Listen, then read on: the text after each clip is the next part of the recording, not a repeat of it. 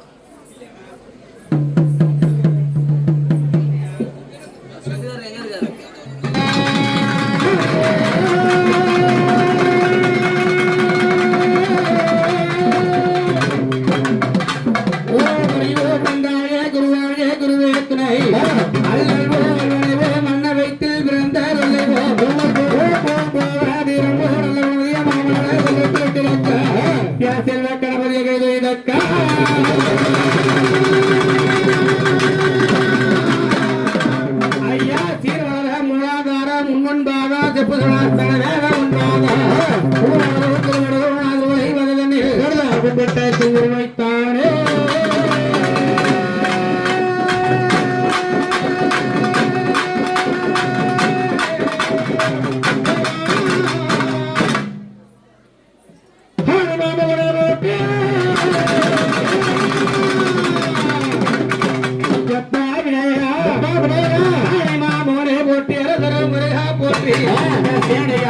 போற்றி ஜமனிந்தான் ஆர்வா போற்றி போற்றி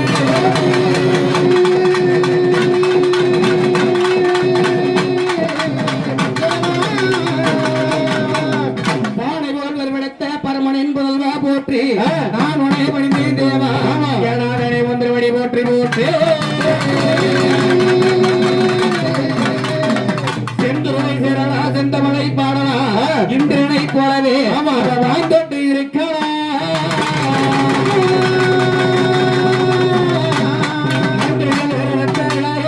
பாதர என்னாலும் ஒன்றில் தேடி போற்றி போற்றி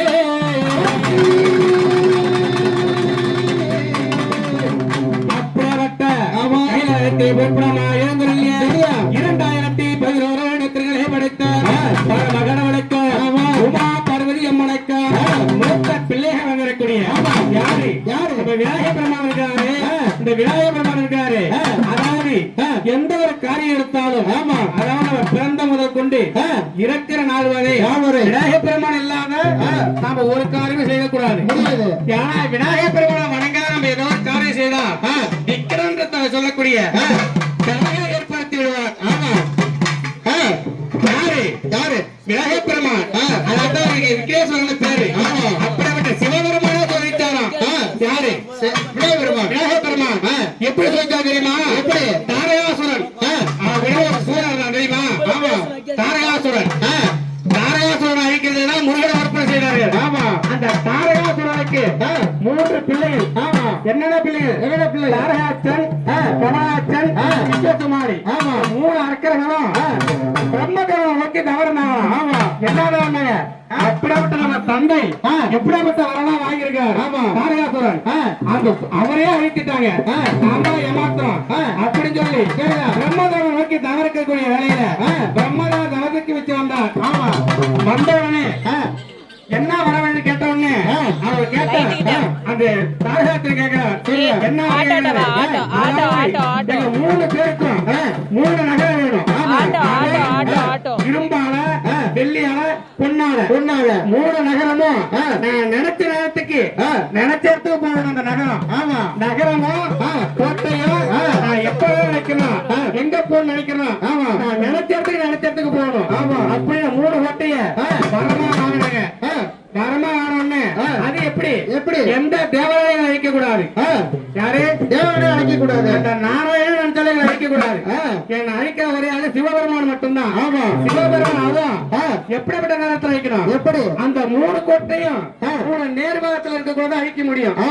அழிக்க முடியாது. அதான் சிவபெருமானு வில்லேந்தி பானம் செய்ய வேண்டும். ஒரே பானத்துல இந்த 3 நகரத்தை அழிக்க வேண்டும் அப்படின்னு வர வாங்கினார். யாரு தாரகாச்சன் வரகணும்னு பார்த்தார். அதாவது அசுரர்கள் அட்டையும் தாங்க முடியாத காரணத்தினாலே தேவரையா சிவபெருமான இடத்த போய் முறையிடுறாங்க. எப்படி எப்பா சிவபெருமானே அவர் அசுரர்கள் அப்படிப்பட்ட நேரத்துல எங்களை ரொம்ப புண்படுத்துறாங்க, அதனால நீங்க தான் அழிக்க முடியும், அழிக்க முடியாது சொன்னோடனே அதாவது அவங்க 3 பேரும் சிவபக்தர் இருப்பனையும் தேவரையா நீங்க வந்து முறையிடுறீங்க. அதனால அந்த அசுரர்களை நானே அழிக்கிறேன், அந்த திருபுரத்தை நானே எடுத்து சாம்பலாக்குறேன். அப்படி என்ன கொண்டு பார்த்தா சிவபெருமான்